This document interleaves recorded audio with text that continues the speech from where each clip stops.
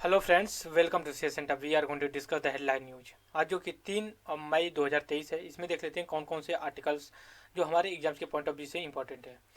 Discussion करने से पहले मैं आपको बता दूं, अगर आप पीडीएफ चाहते हैं इंडियन एक्सप्रेस द हिंदू का, तो आप नीचे गए टेलीग्राम का लिंक से दिया गया, वहाँ पे जा करके आप जो कि पीडीएफ को डाउनलोड कर सकते हैं। राइट। हमारा डिस्कशन जो आज का है वो काफ़ी इंपॉर्टेंट 2 आर्टिकल आए हैं, उसमें हम उसको डिस्कस करेंगे। सबसे पहले मैं डब्ल्यूटीओ जो इकोनॉमिक्स का थर्ड पेपर होता है, यूपीएससी आईएएस का जो मेंस होता है पेपर, उसमें जो इकोनॉमिक्स और इंटरनेशनल रिलेशन को लेकर के बात की जाती है। हालांकि इंटरनेशनल रिलेशन जो है कि जीएस पेपर 2 में पूछा जाता है, बट जो इकोनॉमिक्स का पॉइंट ऑफ व्यू बनेगा वो जो है कि आपका पेपर 3 से निकलेगा। इसमें जो इंस्टीट्यूशन की बात की गई है, जैसे हम हमेशा पढ़ते हैं ना, इंटरनेशनल ऑर्गेनाइजेशन, तो उसमें डब्ल्यूटीओ को लेकर के बात की गई। तो इसमें हम हमें जानते हैं कि जो डब्ल्यूटीओ होता है ये वर्ल्ड ट्रेड ऑर्गेनाइजेशन होता है, हम सभी लोग जानते हैं। इसको 1945 में इस्टेब्लिशमेंट किया। इसका काम जो पहले जो डब्ल्यूटीओ ना वो गैट के नाम से general agreement on the trade पे जो कि करके किया गया था, लेकिन 1995 फोर में जो कि इसको नाम चेंज करके डब्ल्यूटीओ कर दिया गया। डब्ल्यूटीओ गैट से ज़्यादा जो कि एक्सपेंड मतलब उसकी एरिया ज़्यादा बड़ी है, तो इस वजह से जो डब्ल्यूटीओ है इसका रिलेवेंस जो है, इसका कॉन्टेक्स्ट ये है इस समय कि अभी इंडिया ने कुछ जो टेक्नोलॉजिकल गुड्स होती हैं उस पर टैक्स जो कि लगा दिया है, बढ़ा दिया है। तो कुछ कंट्री, यूरोपियन कंट्री हैं, कुछ और भी कंट्री हैं, स्पेशली एशिया एशिया के भी कुछ कंट्री, तो वो जो कि ऑब्जेक्शन लिए हैं डब्ल्यूटीओ में। तो हमारे एग्जाम्स के पॉइंट ऑफ व्यू से डब्ल्यूटीओ कैसे काम करता है और इंडिया क्यों इस आर्गूमेंट को कैसे जो कि काउंटर कर रहा है कि नहीं भाई कि हम क्यों करें। जैसे मान लीजिए कि उसमें जो प्रोविजन है, जैसे मान लीजिए कि कोई प्रोविजन 2002 में बना, ठीक है, उसका आज 20 साल के बाद किस तरह से रिलेवेंस होगा, या फिर उसको इम्प्रूव करना चाहिए, उसको रिफॉर्म करना चाहिए। देखिए, समय समय के साथ सारी चीज़ें बदलती हैं, तो इसको जो लॉ होती है ना उनको भी ज़रूरत होती है रेगुलेट करने की। सपोज करिए कि उस समय ऐसा प्रोविज़न नहीं था 2002 में कि आर्टिफिशियल इंटेलिजेंस का जो टेक्नोलॉजी का हाई टेक्नोलॉजी डेवलप आ गई है, जो हम ह्यूमन सोच सकते हैं वो आर्टिफिशियल इंटेलिजेंस जो कि सोच सकता है। एग्जाम्पल मैं बता दूँ आर्टिफिशियल इंटेलिजेंस का, कि जैसे मान लीजिए कोई मतलब वर्ड में लिखा हुआ है कि ये सोलार सिस्टम, ठीक है, अगर आप सोलार सिस्टम होता है, अगर आर्टिफिशियल इंटेलिजेंस के बारे में, आर्टिफिशियल जो इंटेलिजेंस है तो उसके पास अगर ये वर्ड गया मतलब सोलार सिस्टम, तो वो क्रिएट क्या करेगा, एक सोलार सिस्टम का पूरा इमेज क्लियर करके दे देगा। अच्छा, सन है, अर्थ है, जो है मार्स जुपिटर जो भी है, उनका एक बना करके जो प्लेनेट है उनका एरिया दे देगा। तो कहने का मतलब, जैसे हम पढ़ते हैं तो कुछ चीज़ें होती हैं, हमें इमेजिनेशन होती है।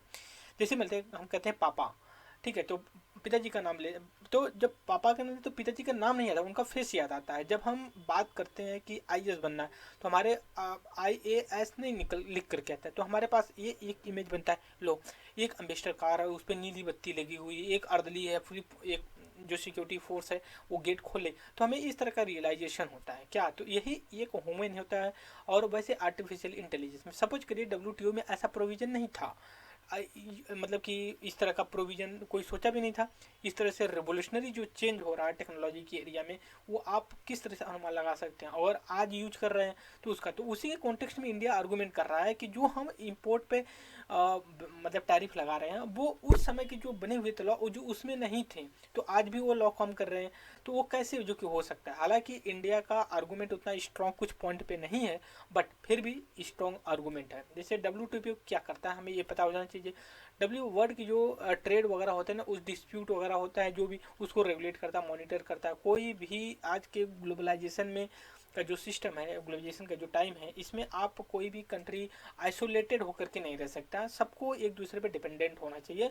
मतलब मैटर क्यों है ऐसा है कि अगर आपके पास एफिशिएंसी ऐसे गुड्स की बनाने की है और आप को रिक्वायरमेंट किसी और भी चीज़ की है, तो आप ऐसा तो है नहीं कि जो जिसमें आप एफिशिएंट नहीं हो उस चीज़ को बना लेंगे। सपोज करिए कि हम आईएएस की तैयारी करते हैं, तो आर्ट एंड कल्चर या फिर एंशिएंट मेडवल से बहुत कम सवाल पूछे जाते हैं।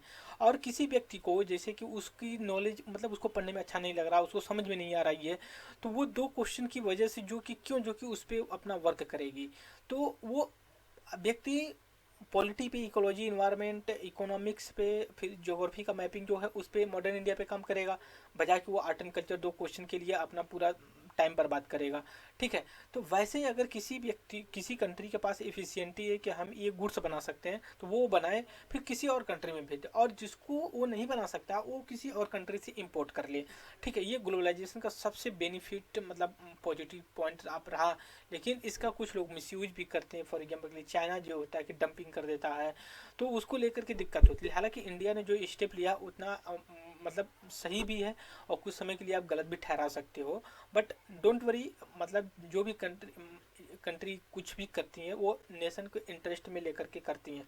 जब दूसरी कंट्री कर सकती है तो इंडिया क्यों नहीं कर सकता?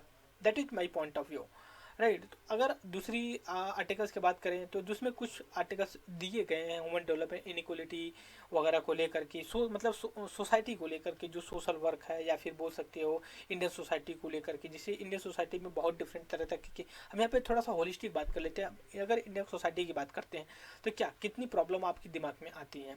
सबसे पहले देखिए, ये आज की नहीं है, ये हमारे प्राचीन समय से प्रॉब्लम चली आ रही हैं और आज भी हैं। जैसे मान लीजिए कि वुमेन एम्पावरमेंट, इक्वलिटी को लेकर के है, इनइक्वलिटी को लेकर, जेंडर डिस्क्रिमिनेशन को लेकर के, क्लास डिवीजन हो जाता है, कास्ट डिवीजन होती है।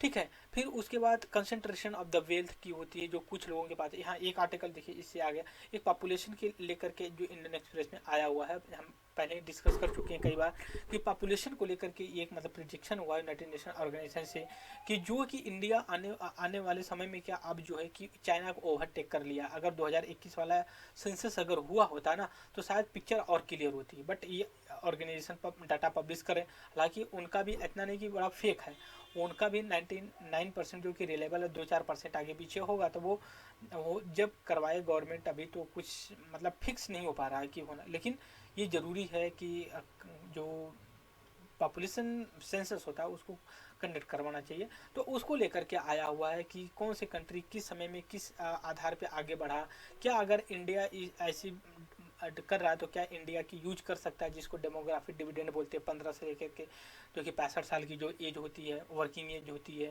इंडिया किस तरह से जो कि काम कर रहा है, क्या जिस तरह से चाइना ने अपने यूटिलाइज किया क्या इंडिया कर सकता है। तो इसमें आर्गूमेंट ये दिया जा रहा है कि जो मतलब प्राइमरीली हेल्थ और एजुकेशन पे खर्च करना चाहिए वो इंडिया कहीं ना कहीं उसको मिस कर गया। इस वजह से प्रोबेबिलिटी ये है कि नहीं यूटिलाइज कर पाएगा, और ये एक इकोनॉमिक बेनिफिट बनने की वजह हो सकता है कि इकोनॉमिकली सेटबैक भी बन करके रख जाए। सपोज करिए कि अगर किसी कंट्री में, इंडिया का ले लीजिए, 50% पॉपुलेशन यंग है जो वर्किंग एज में है, उसकी हेल्थ नहीं सही है, ड्रग्स एडिक्ट हो गया जैसे पंजाब वगैरह में आता है। फिर उसके बाद मान लीजिए कि उसके पास नॉलेज नहीं है, क्योंकि आज की दुनिया में इतनी हाई टेक्नोलॉजी के सेक्टर में जो कि अगर आप कोई कम्पटिट नहीं कर पाए, नॉलेज नहीं है, तो आप कैसे जो कि उसको कम्पटिट कर पाएंगे अदर कंट्री से। जैसे मतलब कुछ लोगों को तो भाई पता ही नहीं चलता, जबकि ग्रेजुएशन कर लेते हैं उनको ये नहीं पता होता है कि वो किस सब्जेक्ट से किए हैं, उसका मतलब है क्या क्या सिलेबस होता है उसमें। ठीक है, तो अब ऐसे लोगों का लिटरेट तो हो जाते हैं, क्या वो वेल एडुकेटेड हैं? जैसे यूपीएससी क्या कहती है कि हमें ऐसे व्यक्ति चाहिए जो वेल एडुकेटेड हो। Well educated in the sense वो ऐसा नहीं कि पूरा मतलब मास्टर उसमें डिग्री मतलब मास्टर ही हासिल कर लिया हो। वैसा ऐसा होना चाहिए कि जो भी इशू है हमारे अराउंड सराउंडिंग मूव कर रहे हैं उस चीज़ का नॉलेज होना चाहिए। जैसे मान लीजिए कि इलेक्शन हो रहे हैं, इलेक्शन कर्नाटका में, तो हमें पता होना चाहिए कि कौन इलेक्शन कंडक्ट करवाता है, किस बेसिस पे होता है इलेक्शन, और कैसे पार्टी बनती है, और कैसे जो है कि क्या बोलते हैं कि कौन रूलिंग गवर्नमेंट फॉर्म करता है, कौन अपोजिशन में बैठता है, और क्या क्या इलेक्शन में इशूज होने चाहिए। जैसे मान लीजिए कि इसमें कर्नाटका में इशू मतलब इलेक्शन चल रहा है, बजाय लोग कि मतलब इलेक्शन एजेंडा को लेकर के लोग एक दूसरे के ऊपर ब्लेम कर रहे हैं, बड़ी मतलब अच्छी सही चीज़ नहीं है। मैंने एक कहीं से मतलब न्यूज़ पढ़ा था, मतलब आप पर्सनली मत होइएगा, कि उसमें देखिए इस समय की जो गवर्नमेंट है जो सेंटर में, वो चाहिए होती थी एक बहुत अच्छा पॉलिटिकल कल्चर डेवलप कर ली होती, बट उतना अकॉर्डिंग टू मी मेरा भी ये मानना है कि वो उतनी अच्छे कल्चर डेवलप नहीं कर पाई जितना होना चाहिए था। अगर आपके पास और मेजोरिटी है और उसके पास लोग आप पे ट्रस्ट करते हैं, तो आपको एक अलग ट्रैक पे जा कर के काम करना चाहिए था, और एक अलग तरीके के कल्चर डेवलप करना चाहिए था कि नहीं इस तरह के कल्चर जो कि इंडो पॉलिटिक्स में होने चाहिए, बजाय कि एक अच्छा, और लेकिन एक खराब तरह की कल्चर डेवलप हो रहे हैं कि मतलब ब्लेम करना कि मतलब ये ऐसे किए तब ये चीज़ हो। जैसे इस समय सेंट्रल गवर्नमेंट का थी जो एनपीओ को लेकर, ना परफॉर्मेंस एसेट को लेकर के, वो क्या बोलती है कि जो एनपीओ है वो पिछली गवर्नमेंट की है, ठीक है। मान सकते हो उसने कुछ गलत किया, लेकिन आप भी 10 साल से काम कर रहे हो, तो कुछ तो करना चाहिए था ना आपको।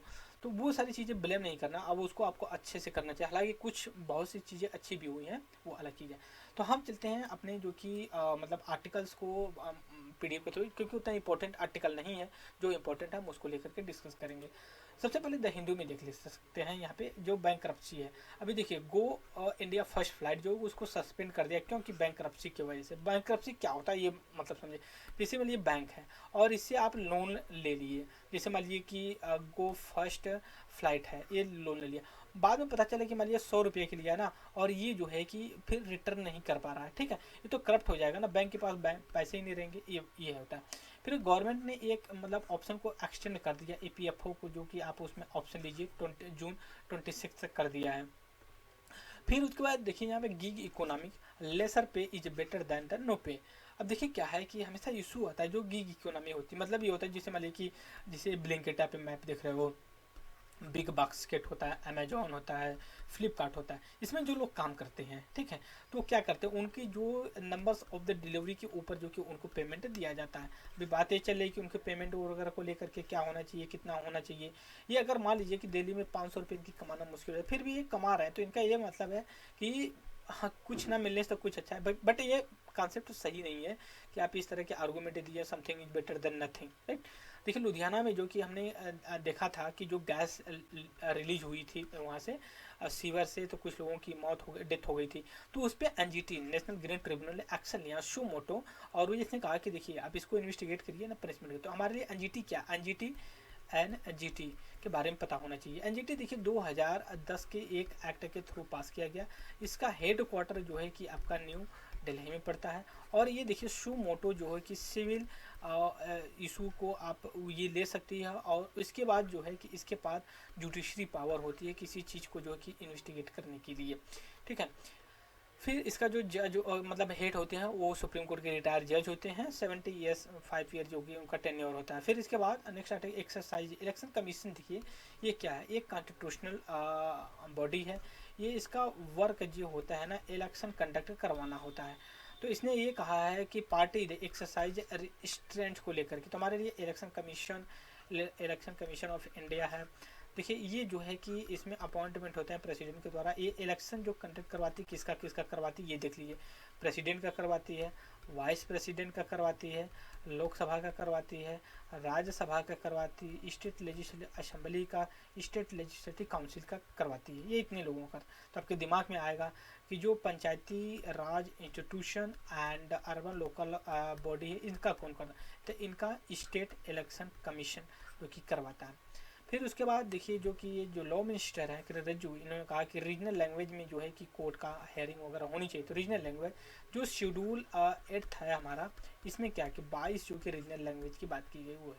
फिर उसके बाद ये उतना इंपॉर्टेंट नहीं है। फिर उसके बाद नेक्स्ट आर्टिकल पे चलते हैं। यहाँ पे देखिए क्या है, एलआईसी को लेकर के इनका है। बहुत देखिए उतना इंपॉर्टेंट आर्टिकल ये नहीं है, बहुत से मतलब इरेलीवेंट चीज़ें हमारे एग्जाम के इंपॉर्टेंट तो हैं, बट हमारे एग्जाम के पॉइंट ऑफ व्यू से इंपॉर्टेंट। जो एलएसी है, लाइन ऑफ एक्चुअल कंट्रोल, वो इंडिया और चाइना के बीच में जो सियाचिन या फिर बोल सकते हो जो लद्दाख एरिया है, वहाँ पे जो कि ये मार्क किया गया है। फिर इसके बाद नेक्स्ट आर्टिकल पे चलते हैं, जो ये आउटलाइन थे इंडिया टेक टैरिफ, जो हमने बात किया WTO को लेकर के टैरिफ को हमने पहले ही बात कर चुके हैं। फिर इसके बाद नेक्स्ट आर्टिकल पे चलते हैं। यहाँ पे देखिए गोल्डन ग्लैब अरेस क्या है। देखिए ये golden globe race is non stop solo unsustainable याकृत रेस है जो ओशन में किया जाता है। अब पहली बार जो कि 1968 और 69 में किया गया था, और अभी जो कि दूसरी बार जो कि 18 में किया गया है, ठीक है। तो इसको लेकर के है। फिर इसके बाद नेक्स्ट आर्टिकल पे यहाँ पे चलिए देखिए क्या है, de dollarisation global reserve currency. De dollarisation का मतलब क्या है, जैसे मान लीजिए कि इस समय मैं आपसे कैमरे पे बात करूँगा। देखिए डी डॉलराइजेशन का मतलब ये होता है ना फ्रेंड्स, जैसे मान लीजिए कि इस समय लोग क्या करते हैं, अरे हम डॉलर में कमाते हैं, तो ये प्रेस्टीज आती है, मतलब इस तरह की मतलब वो होता है कि मतलब कि अरे भाई डॉलर में कमा, यहाँ रुपये में नहीं कमा पा रहे हैं, ठीक है। तो ये ऐसा कुछ नहीं है। अगर मान लीजिए कोई डॉलर में $50 कमा रहा है, लेकिन आप रुपये में करोड़ों रुपये कमा रहे हो, तो कैसे कंपेरिजन कर सकते हैं। बट एक हमारे पास वो है साइकोलॉजी है, ठीक है, कि डॉलर करना। दूसरी चीज में तो मान लीजिए कि एक लेमन वर्ड था, जोक टाइप का ले लिया। जो डॉलर होता है वो यूएसए का करेंसी है। ये वर्ल्ड की जो मतलब ट्रेड होता है ना वो डॉलर में होता है। जैसे मान लीजिए इंडिया है, अगर वो ऑयल खरीदना चाहता है सऊदी अरेबिया से या ईरान से, वो डॉलर देता है, तब वो वहां से वो लेकर के आता है। अब ऐसा नहीं कि रुपये देता है, ऐसा नहीं होता। फिर उसके बाद वर्ल्ड की जितनी भी इकोनॉमी है बोल सकती है, या फिर जो भी फॉरेन एक्सचेंज होता है ना, वो अप्रोक्सीमेटली मोर देन 50% से ज़्यादा जो है कि डॉलर में होता है। ऐसा क्यों होता है ये इंपॉर्टेंट। देखिए, वर्ल्ड की सबसे बड़ी जो इकोनॉमी है वो यूनाइटेड स्टेट ऑफ अमेरिका, उसकी समझ लीजिए कि 25-26 ट्रिलियन डॉलर। आज इंडिया अभी 5 ट्रिलियन पे नहीं पहुंचा, लेकिन दूसरी सबसे बड़ी जो है वो चाइना है। हालांकि इंडिया टॉप 5 इकोनॉमिक में आता है, ठीक है, बट ऐसा नहीं कि इसकी मतलब वैल्यूएशन बहुत ज़्यादा है, नहीं है, वो 5 नहीं है। तो डॉलर को रखा जाता है, क्यों? क्योंकि उसकी वैल्यू ज़्यादा इरोड नहीं होती। तो अब ये प्रोसीजर, ये मतलब परसेप्शन बन रहा है डी डॉलराइजेशन करना, मतलब कि जो फॉरेन एक्सचेंज किया जाता है कंट्री के बीच में, उसको डॉलर की बजाय दूसरे कंट्री से दूसरे और मतलब करेंसी में मतलब एक्सचेंज किया जाए। तो क्या ये पॉसिबल है? पॉसिबल नहीं है इतना जल्दी। क्यों? क्योंकि आपको सबसे पहले एक बहुत बड़ी इकोनॉमिक पावर बनना होगा, ठीक है। दूसरी चीज़, आपको अपनी करेंसी पे दूसरी करेंसी का ट्रस्ट बढ़ाना पड़ेगा। जैसे मान लीजिए हम रुपये हैं, तो श्रीलंका से हम ट्रेड करें, तो श्रीलंका वाले जब तक रुपये पे ट्रस्ट नहीं करेंगे तब तक हमारा कोई मतलब नहीं। क्यों? ट्रस्ट कैसे करें कि इतनी स्ट्रॉन्ग इकोनॉमी हो कि कोई भी अगर मतलब अनस्टेबिलिटी आती है तो रुपये का जो कि इरोज ना हो, मतलब उसकी कमज़ोर ना हो दूसरे कंट्री के या डॉलर की तुलना में। यहाँ थोड़ा सा भी मतलब छींक आती है, मतलब अमेरिका में फेडरल बैंक को इंडिया की जो रुपी है उसको जुकाम हो जाता है, नमूनिया भी हो जाती है। मतलब वो थोड़ा सा मतलब ऊपर नीचे इंटरेस्ट रेट किया ना, तो यहाँ की जो मतलब ये है क्या बोलते हैं इंडिया की रुपी, वो तुरंत कमज़ोर होने लगती है। अभी पिछले समय हमने देखा 85 रुपये हो गया था $1 का दाम। समझ सकते हो कि कितनी कमज़ोर है इंडिया की रुपी। तो मतलब क्या है कि आपको एक डी डॉलराइजेशन करने की, मतलब डी डॉलराइजेशन का मतलब समझा दिया मैंने, कि जो करेंसी एक्सचेंज होती है वो डॉलर की बजाय जो कि कोई और करेंसी का, क्या रेनबी जो चाइना की करेंसी है, क्या वो प्लेस ले पाएगी? जी बिल्कुल ले पाएगी, लेकिन अभी नहीं। क्यों?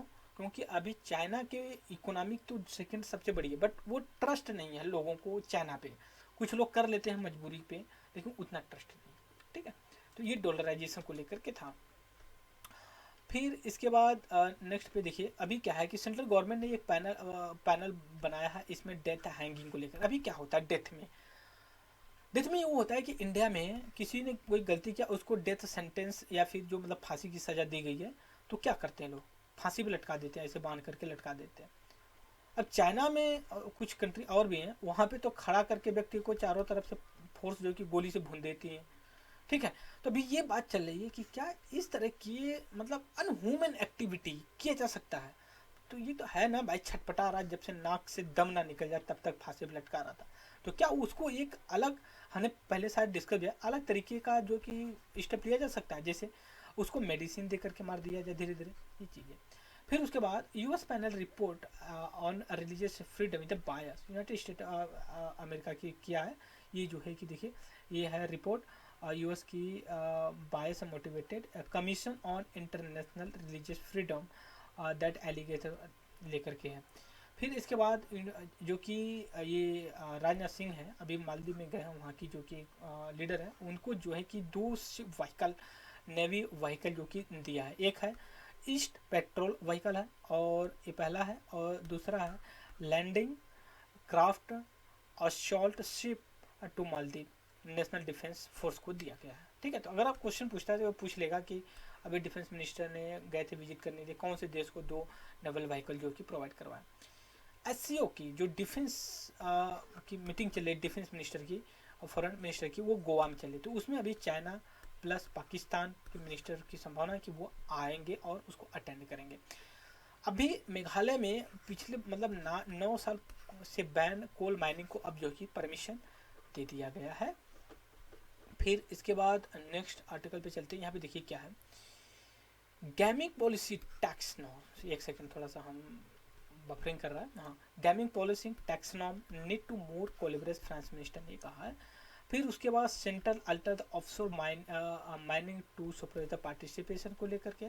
फिर इसके बाद द हिंदू में उतनी इंपॉर्टेंस आर्टिकल नहीं है, तो हम इंडियन एक्सप्रेस में चल, इंडियन एक्सप्रेस में भी उतना इंपॉर्टेंट नहीं। देखिए पहला देखिए मनरेगा को लेकर, down 1 crore the families in year, work available under the NREGA continue to divide the south.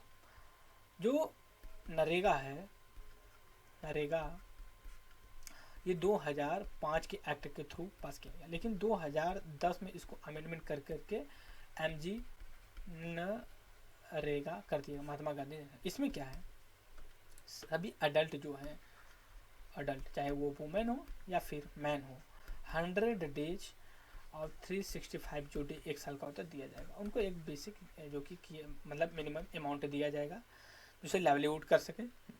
इसके बाद ये जो होते हैं ना अन स्किल्ड लोगों के लिए होती है, क्योंकि सीडीएस में एक बार सवाल भी पूछा था, तब मैं यहाँ पे ज़्यादा क्लियरिफाई, अनस्किल्ड लोगों के लिए ये किया जाता है। फिर इसके बाद नेक्स्ट आर्टिकल पे देख लेते हैं कि है इम्पोर्टेंट हमारे काम के लायक, तो उसको कर लेंगे। गवर्नेंस ब्लाइंड नहीं इम्पोर्टेंट है, या पैराडॉक्स टॉस्क है वो भी नहीं इम्पोर्टेंट है। फिर यहाँ पे देखिए इकोनॉमिक लेंडर को लेकर के वो भी नहीं इम्पोर्टेंट है। एक सेकेंड थोड़ा सा है इम्पोर्टेंट, मैं देख लेता हूँ। लेंडर संसारी, एक सेकेंड, और बिग टैग को लेकर प्रोपेगेंडा। फिर उसके बाद नहीं उतना इम्पोर्टेंट नहीं है। यहाँ पे देखिए रैन सीजन को लिए, ये इंपॉर्टेंट है आर्टिकल, बट ये देखिए कॉन्सेप्ट देने की बजाय ना बहुत से डाटा दे दिए, तो इसलिए इंपॉर्टेंट नहीं। भी इनका कहना है कि जो टेम्परेचर है हर स्टेट में अलग अलग होता है कंट्री का लेकर के, ये डिफरेंट सीजन में डिफरेंट के लिए, क्योंकि इस समय देख सकते हो कि नॉर्थ में रेनफॉल हो, पता ही चल रहा है कि ये मई का महीना लग रहा है कि सितंबर अक्टूबर आ गया। यहाँ पे देखिए कि पॉपुलेशन, देखिए most populous, history, economic, population growth. देखिए प्रेजेंट, अब आप ये जो लिस्ट है यहाँ पे दी गई है इतनी बड़ी, इसको आप देख लीजिए। Population, GDP, per capita income.